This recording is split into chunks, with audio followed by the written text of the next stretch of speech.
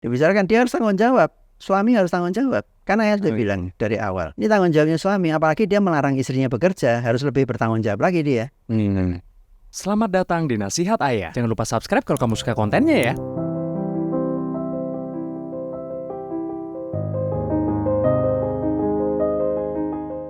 Ujian yang paling berbahaya di dunia adalah istidroj. Karena orang yang sedang diuji biasanya cenderung tidak paham gitu, tidak sadar bahwa dirinya itu sedang diuji. Gimana cara lolos dari cobaan istidroj? Jadi gini, istidroj itu bukan ujian. Dia itu adalah siksaan dari Allah, balasan atas kejahatan seorang manusia. Itu di dalam Quran dijelaskan, surat Al-A'raf itu dijelaskan di situ bahwa orang melakukan kejahatan berulang-ulang. Nah, kejahatannya apa? Kejahatannya adalah mendustakan Allah dan Rasulnya.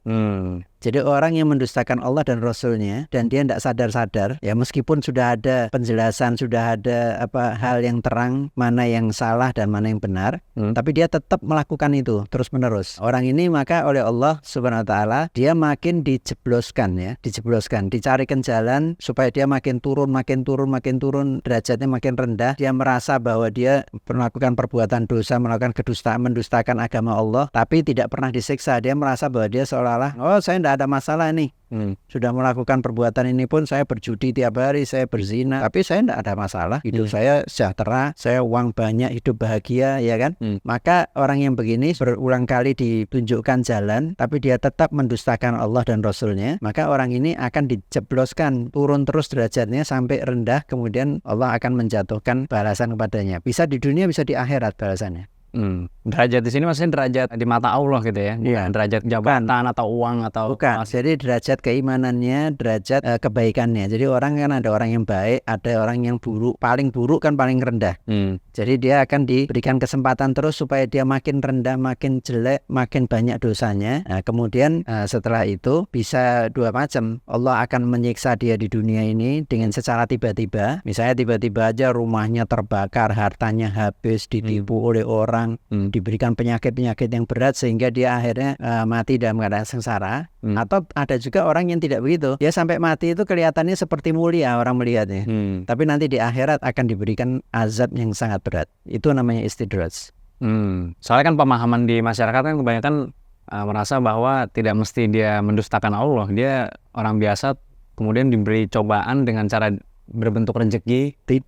Terus Allah ingin menguji dia, apakah dia orang yang baik ini bisa berubah menjadi orang yang jahat gitu ketika saya memberikan ini gitu. Enggak, bukan. Itu bukan istidroj namanya. Itu lain lagi. Istidroj itu adalah orang yang mendustakan agama Allah, mendustakan Allah dan Rasulnya, kemudian dia dibiarkan terus setelah sebelumnya tentu mendapat peringatan, ya kan? Tapi dia tetap melakukan itu, maka dia akan dijerumuskan oleh Allah sampai ke posisi yang paling rendah. Berarti pemahaman itu salah gitu ya? Kebalik. Balik. Ketika suami melarang istri untuk kerja padahal kondisi ekonomi mereka sedang tidak baik-baik saja, apa yang harus dilakukan oleh istrinya? Ya, jadi gini, sebetulnya kan tanggung jawab untuk membiayai rumah tangga itu ada pada suami. Ya kan? Seperti itu tadi udah pernah ya katakan ya. Tapi kan kadang-kadang suami itu punya keterbatasan, tidak mampu memenuhi kebutuhan rumah tangga mungkin karena sakit ya atau apa. Kalau dia dalam keadaan begitu, maka bisa aja istri membantu. Nah, tapi kalau misalnya suaminya bisa memenuhi kebutuhan rumah tangga, terus dia mengatakan sama istrinya, kamu tidak boleh bekerja, ya istri harus ikut. Oh gitu. Nah, itu udah konsekuensinya. Makanya waktu sebelum perkawinan itu harus sudah dibicarakan masalah-masalah seperti itu. Tapi kalau misalnya terkena kesulitan ekonomi gitu, tapi suami tetap, oh tidak bisa, kamu tetap di rumah. Ya lalu kehidupan di rumah gimana? Siapa yang menjamin? Nggak ada. Loh, terus gimana?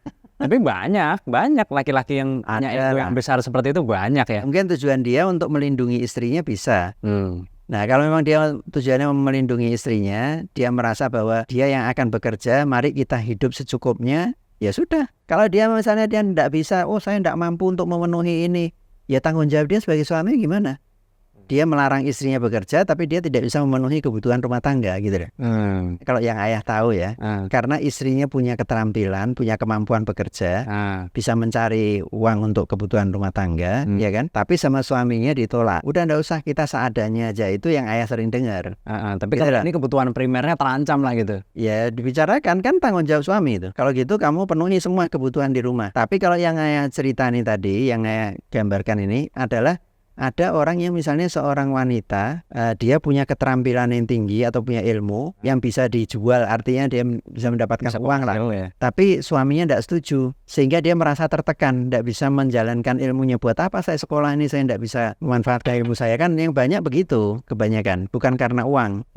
Tapi kalau karena uang itu kan tanggung jawab dari suami. Jadi kalau memang kondisinya seperti itu, ya suami harus bekerja lebih keras lagi, harus mencari uang untuk memenuhi kebutuhan itu. Tapi kalau suaminya sudah misalnya saya berusaha gini-gini sekian lama, tapi ternyata kondisi tidak membaik juga gitu. Dibicarakan, dia harus tanggung jawab.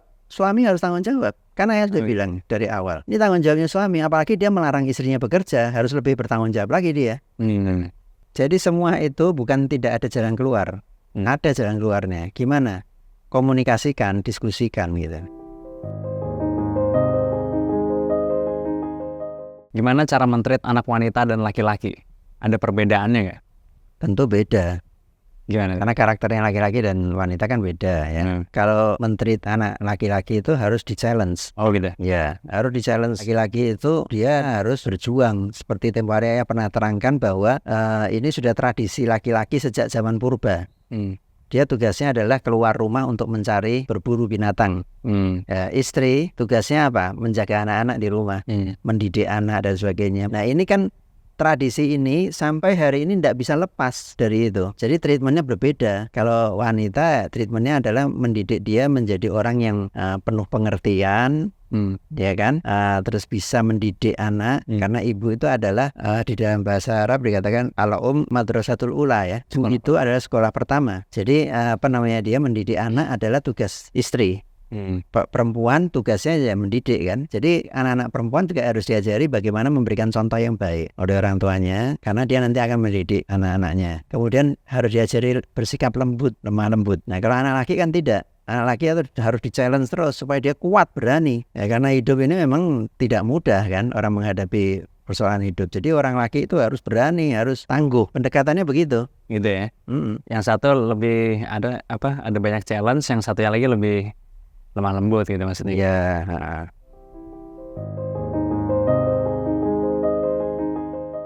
Apa bedanya suami pelit sama suami hemat? Saya mau terangkan dulu masalah definisinya hemat dan pelit. Hemat itu artinya apa definisinya? Mencegah pengeluaran yang tidak perlu. Tapi yang tidak perlu itu subjektif tapi kan? Ya subjektif sesuai dengan kondisi, memang sesuai dengan situasi kondisi. Contohnya gini sekarang ya. Kita mau naik taksi, kan taksi ada macam-macam. Misalnya sekarang ada Bluebird, ada Silverbird. Dua-dua kan sama tujuannya untuk membawa kita, memindahkan kita dari satu tempat ke tempat lain. Kalau Silverbird ada kesan mewah, ya kan? Kalau Bluebird ada kesan sederhana, yang penting sampai dengan selamat. Kita memilih yang Bluebird. Kenapa? Karena kita hemat, bukan pelit. Tapi kalau pelit itu, misalnya di rumah, anak-anak membutuhkan makan satu piring. Kita sebagai orang tua, kamu nggak usah satu piring, setengah piring aja. Gitu. Nah itu pelit. Mengurangi kebutuhan gitu. Iya, mengurangi kebutuhan yang sesungguhnya. Jadi bedanya pelit dan hemat itu, kalau hemat itu mencegah pengeluaran yang tidak perlu, itu hemat. Kalau pelit itu yang perlu sekalipun dikurangi sama dia. Gitu loh. Misalnya sekarang gini, ada orang miskin sakit, dirawat di rumah sakit. Sekarang kan banyak itu minta sumbangan biaya operasi 150 juta. Kalau ayah ngusulkan, ikutkan dia BPJS. Hemat ya kan, keperluannya bisa teratasi. Ya itu namanya hemat. Tapi kalau pelit itu misalnya enggak usah dibantu lah, apa ini, biarin aja. Nah itu pelit gitu loh. Ya. Tapi mungkin dia udah nyoba kali ke BPJS kali. Loh itu nanti urusan lain. Ini kan perumpamaan kan. Ayah kasih contoh yang ekstrim aja. Mencari opsi yang terhemat lah. Iya. Ini berarti kalau orang hemat gitu ya. Hemat tapi terpecahkan masalahnya. Jangan hemat tapi tidak terpecahkan, itu berarti pelit. Oh gitu ya. Kita menolak mengeluarkan biaya, tapi masalah orang itu tidak terpecahkan, itu pelit. Tapi kalau kita menghemat pengeluaran tapi orang itu terpecahkan masalahnya, itu namanya orang yang hemat. Beda di efisiensinya aja berarti ya. Iya. Kadang-kadang orang salah, ya kan, dikiranya kalau orang hemat itu pelit. Nah, tidak, hemat itu menghemat, itu mencegah pengeluaran yang tidak perlu. Kalau pelit itu orang perlu pun dia tidak mau keluarkan. Nah, itu pelit karena dia takut miskin. Itu ya juga tidak sedikit orang yang pelit itu. Banyak ya, banyak. Nah. Gimana caranya biar kita tuh bisa terus berprasangka baik kepada Tuhan walaupun kita menghadapi banyak kegagalan dan banyak keputusasaan ya di hidup ini gitu. Ya, itu kembali ke mindset kita tentang Tuhan. Kita meletakkan Tuhan ini jangan seperti meletakkan makhluk. Karena Tuhan itu sangat berkuasa atas segala sesuatunya. Satu. Kedua, dia punya sifat yang tiap hari kita baca, Ar-Rahman Ar-Rahim, Maha Pengasih dan Maha Penyayang. Ketiga, Tuhan itu tidak butuh dengan kita. Jadi dia tidak mungkin menahan nikmat kita, tidak mungkin. Jadi semua yang dia kasih ke kita, yang kita perlukan pasti dikasih sama dia. Pasti dikasih. Jadi kalau kita misalnya minta sesuatu, Tuhan tidak memberikan pada kita, itu bukan karena Tuhan pelit, tapi karena memang kita sebetulnya tidak membutuhkan itu, gitu lah. Sama dia ditahan. Kalau orang itu belum diberikan, meskipun dia sudah berusaha keras tapi belum diberikan, itu Tuhan sedang menggembleng orang itu supaya menjadi makin kuat.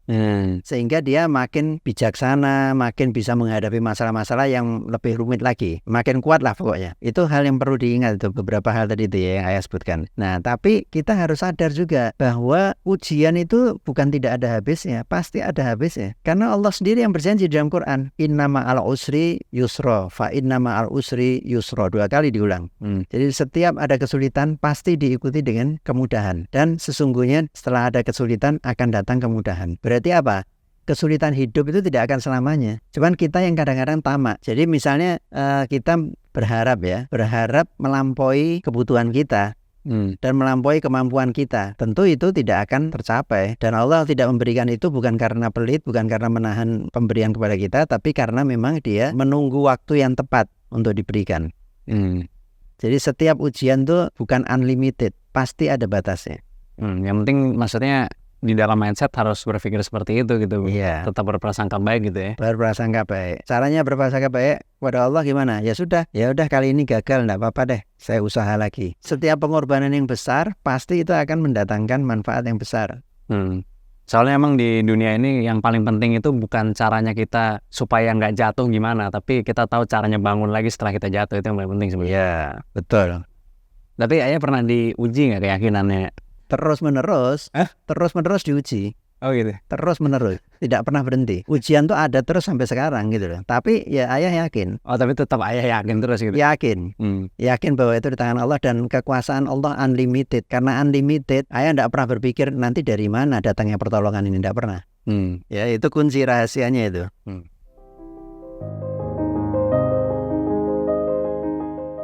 Boleh nggak sih kita berbohong demi kebaikan? Bagaimanapun berbohong itu tidak boleh sebetulnya. Cuman motifnya harus dilihat, tujuannya untuk apa. Misalnya berbohong untuk keselamatan orang. Misalnya ada orang mau membunuh orang lain, dia mencari orang itu, kemudian ketemu kita tahu orang itu di mana, tapi kita bilang saya tidak tahu misalnya. Itu ya tidak apa-apa. Tapi bohong yang relatif, yang orang suka bilang, orang barat bilang white lie itu, nah itu kita harus hati-hati. Jangan semua kita anggap oh ini white lie nih, padahal untuk kepentingan yang tidak benar gitu ya. Makanya bagaimanapun ya orang bohong itu tetap salah gitu kan. Tapi kalau misalnya kondisinya misalnya ada orang misalnya datang misalnya gemuk gitu, nah itu sebenarnya dia tanya misalnya saya udah perusahaan kan gitu, tapi dalam hati kita enggak, masih sangat gemuk gitu misalnya dia. Nah, kita keluarkan aja berarti kayak gitu. Ya jangan. Jangan, itu boleh artinya kita bilang kamu sekarang sudah lebih kurus dari sebelumnya, supaya dia tidak kecewa. Boleh aja kita ngomong begitu. Misalnya, nah itu kan tidak menimbulkan mudarat itu. Tapi kan berbohong tapi kan. Bohong kita itu tidak menimbulkan mudarat. Jadi kita ngomong gitu bukan hanya sekedar untuk menyenangkan dia, tapi justru mencegah kekecewaannya dia. Jadi kamu pikir ini mencegah kekecewaan dia gitu loh. Ya kamu sudah lebih kurus. Artinya kamu masih gemuk. Jadi niatkan itu untuk melindungi perasaan dia. Bukan untuk membuat dia senang, tapi untuk mencegah dia supaya tidak sedih.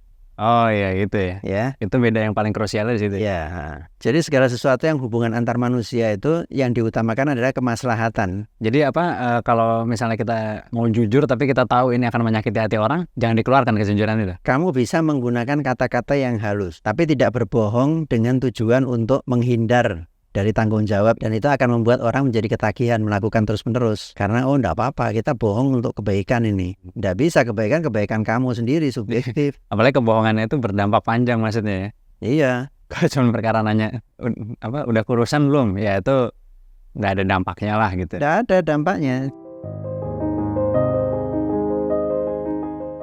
Seberapa pentingkah memaafkan? Terus apa yang harus dilakukan kalau misalnya kita sulit memaafkan seseorang gitu? Ya jadi gini, orang kalau menyimpan dendam, kalau dia tidak memaafkan berarti mendendam dia. Menyimpan dendam itu dia akan mengalami rasa sakit yang bisa sewaktu-waktu muncul. Jadi kamu misalnya dendam pada seseorang, tidak memaafkan kan berarti dendam kan? Kamu dendam pada seseorang. Mungkin kalau kamu tidak pas lihat orang itu tidak ada masalah. Suatu ketika kamu ketemu orang itu, rasanya gimana? Tidak nyaman kan? Dan itu menimbulkan penyakit. Jadi itu Al-Ghazali di dalam bukunya itu sudah menjelaskan bahwa dendam itu dalam bahasa Arab itu hikid namanya. Orang hikid itu bisa menimbulkan penyakit kanker. Oh gitu. Nah, menurut Al-Ghazali, orang yang mendendam bisa menyebabkan penyakit. Penyakit itu bisa penyakit fisik maupun penyakit jiwa. Ya kan? Jiwanya tadi itu, begitu ketemu orang itu rasanya wah, tidak nyaman sekali. Apalagi kamu ketemu dia di dalam suatu pertemuan yang penting misalnya, berhadapan dia duduk di seberangmu itu misalnya, kan kamu rasanya tidak nyaman. Jadi makanya maafkan.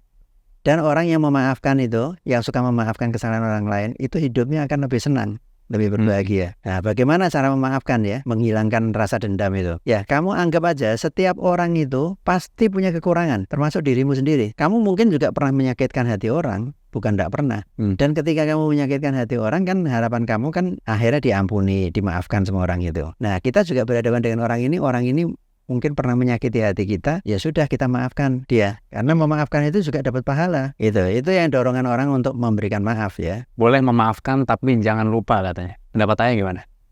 Ayah tidak setuju. Kalau ayah dari kecil dulu sudah dibiasakan disuruh memaafkan orang yang salah. Sehingga kalau ada orang yang berbuat salah, hari ini berbuat salah, besok ayah ketemu dia itu ayah tidak ada dendam sama sekali. Maksudnya jangan lupa itu kita perlu ingat waktu itu pernah dikhianatin gitu saya sama dia misalnya tahu. Jadi harus agak sedikit berhati-hati sama orang ini gitu. Untuk kehati-hatian tuh beda lagi ceritanya. Nah, ya kan? Itu maksudnya ya.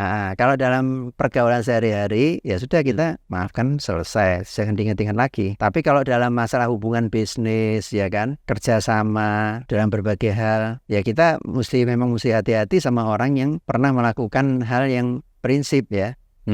Jadi nggak setuju ya kalau boleh memaafkan tapi jangan lupa gitu, nggak setuju. Nggak setuju. Lupakan aja sudah. Jadi nggak perlu berjaga-jaga sama orang itu. Nggak perlu. Kecuali tadi dalam urusan bisnis. Tadi kan saya bilang ini dalam pergaulan. Nah, ada dalam pergaulan, ada dalam urusan bisnis.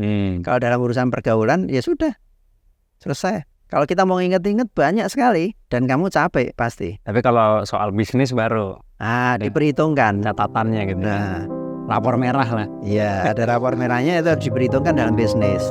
Ya kan?